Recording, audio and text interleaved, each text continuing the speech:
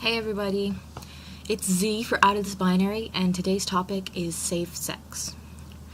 So, everybody else did really good videos talking about different ways to ensure your safety when you're having sex, and things like how to cut a condom into a dental dam, or how to deal with sharing sex toys. So you should really go check out their videos. I want to preface this video by saying I'm going to use medical terms for parts of the body, and I'm not going to say guy parts or girl parts or anything like that. But I will say, when I say penis, I'm talking about what society would always label as a penis, even though you may have that sort of genitals and you might not want to call it that, or the other way around. I might talk about the vulva or the vagina, and you might call your junk different things. But I'm just going to go with the medical terms and hope that, people understand what I'm saying, and I don't mean to gender things. But, yeah. I want to talk about, cultural attitudes around safe sex. So, there are a lot of parents who think that the best way to keep their children safe from unwanted pregnancy or STDs or any emotional distress that comes from unsafe sex is by telling them just not to have sex at all and then not telling them anything else. Or maybe they will say, you'll get pregnant and die, like that scene from Mean Girls. I think it was Mean Girls. And so there are studies that have shown that this is not a good way to handle this, because in states where there are the mandatory sex ed in schools is abstinence only and doesn't talk about different types of sex or how to have safe sex. It's just don't have sex. There are higher rates of teen pregnancies. And the thing is, people are going to have sex. Not everybody's going to have sex, but people in general are going to be having sex. So this includes teenagers. So the best, if you want to keep your child from getting hurt in various ways, whether it's having an STD or getting pregnant or any physical harm or sexual assault, the best way is to talk about it with them. Because if they don't know how to protect themselves, you're not going to be there, you being a parent. The parent is not going to be there all the time to protect them. And that's something that parents sometimes have trouble learning about about their children in various situations. But it can be especially troublesome when it comes to sex and having safe sex. So, because of this, we at Out of This Binary know that there are a lot of, I'm not even going to talk about other countries, but in the US there are a lot of young teenagers starting to have sex without knowing how to have safe sex or knowing that much about how to have sex at all. And it's good to explore and figure things out with whoever you're having sex with, but you should know how to have safe sex for your own safety. So Some basics are like barrier methods to prevent both like the spread of STD and unwanted pregnancy.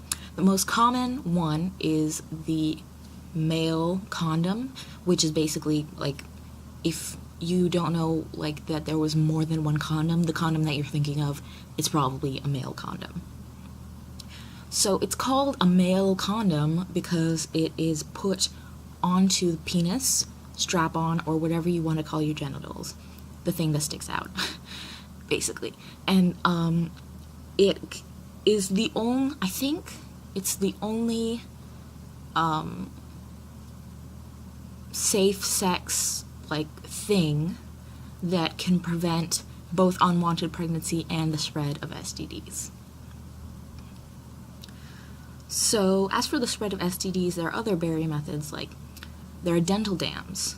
Now, I didn't know what a dental dam was until I was like 17. And I mean, it's not like I needed to know, but people at my school were having sex since we were like 12 or 13. And like, this includes casual sex, not just sex with a romantic partner. So like, the fact that I was almost out of high school before I learned what it, okay, I'm just, it's just an example of how little a lot of teenagers know. I'm talking about teenagers as if I'm some old person. I'm still a teenager. But anyway, I think I got a bit off topic.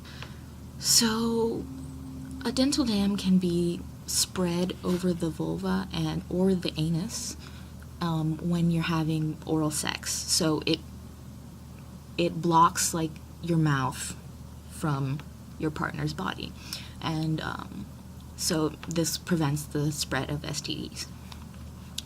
Now, dental dams aren't as well known as like condoms are, so it might be harder to find one. But what you can do is you can get a condom, a regular condom. I don't know if you can do this with an interior condom. I'll talk about that kind of condom later. But you can cut it and make a dental dam out of it. If you check Beyond's video, they do a demonstration of how to do that with a condom. I don't have any condoms, so I can't do it for you. What else? I talked about condoms, dental dams. Oh, interior condoms, also known as a female condom. Basically, you put it inside either the vagina or the anus. And these are less hard. These are harder to find, but if you want to, you could check, like, and if you can't find it in like a drugstore or something, you could check your local Planned Parenthood if you have one close to you, and they probably will have some. Don't wear two condoms at the same time, even if they're different types of condoms, the regular condom and the interior condom. Don't wear them at the same time. They will break and it will ruin the whole point of wearing a condom.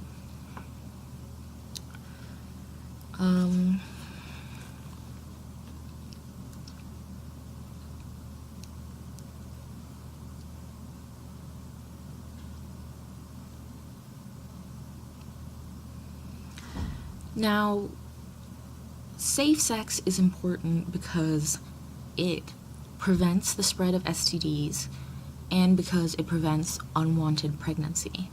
But also, some people don't know this, but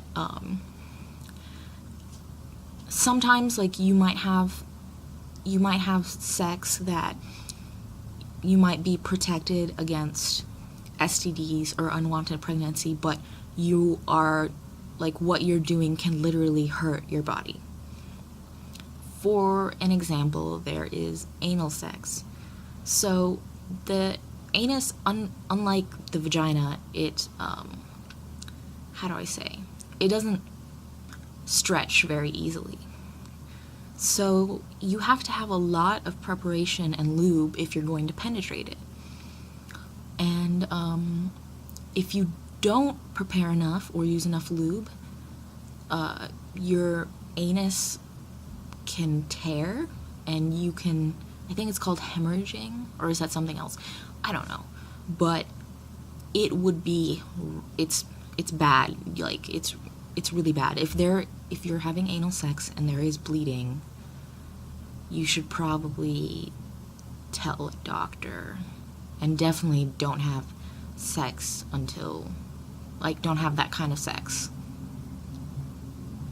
until you can get to a doctor, if you can get to a doctor. Just to check, like, make sure that it's not serious damage. Now, this kind of, I also want to talk about safe sex when you're penetrating the vagina.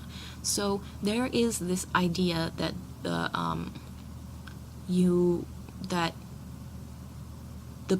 person with the vagina pops their cherry, or basically that the penetrating thing breaks through the hymen, and that's what's causing pain, a lot of pain in people's first time. But that's not true. Like, in most cases, the hymen is not it's not like a layer or a barrier that's like blocking access to the vagina. It's you can look up pictures, you know, if you feel comfortable doing that. It's basically like there's like a small hole in the hymen, and it's meant to be stretched so that it doesn't tear at all. So, like, if there is, if you're having sex where there's penetration into the vagina, and there is pain or blood, that's probably the hymen tearing, and it's not supposed to do that. You know, a lot of people think, oh, you're supposed to bleed your first time, or it's supposed to hurt a lot your first time. Like, it might be a little bit uncomfortable, but it's not supposed to hurt. So that's like kind of another part of safe sex, like preventing yourself from getting injured, literally. So what you can do is, to prevent this from happening, is, you know, like, educate yourself about it, which you're doing by watching this video. Talk to your partner about it. Maybe, you know, look up more detailed information, because I'm not an expert. And start, like, make sure, especially if it's your first time being penetrated in your vagina, make sure you're relaxed, comfortable. This will prevent you from tightening up, which will cause more pain. And make sure that you have a lot of lube. Like, make sure your partner applies lube, and start little and then go up. I'm talking about, like, using your fingers. Like, add one finger at a time, take your time, stretch yourself out so that you don't tear your hymen.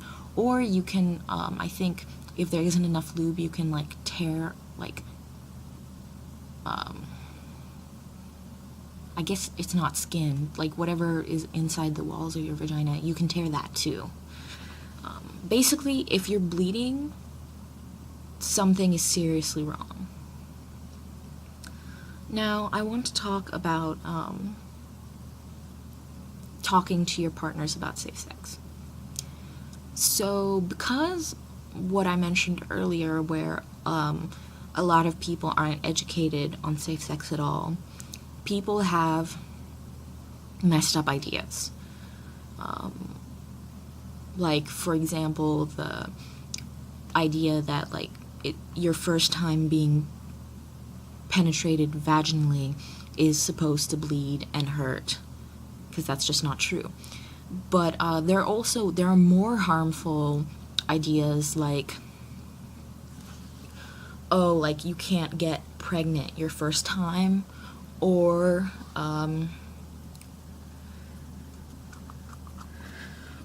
like, you can't get STDs your first time. Like, those things are not true, and they can lead to life-changing consequences. And also, like, there's an idea that, you know, by wanting your partner to talk about having safe sex, you're inconveniencing them in some way. And that's just not true. It's not a good way to look at it, because your partner should care, like, respect you enough that they care about your physical health, and also it's their physical health too.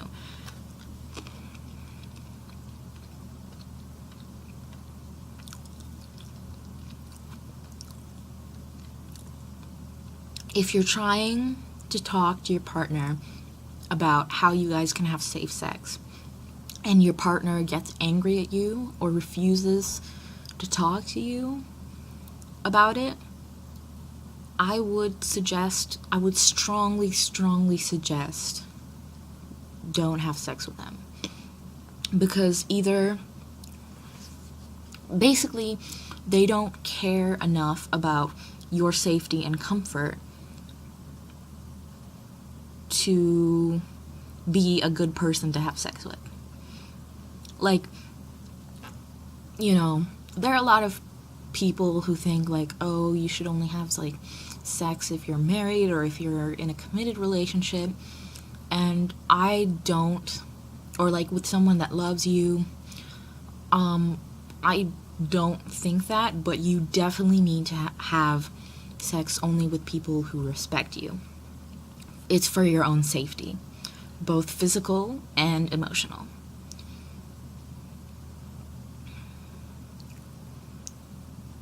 So, please do check out the other videos, and if you have any stories about, like, talking to your partner about safe sex and how they reacted or how it went, feel free to comment below and we can have a discussion about it. Okay, so, bye.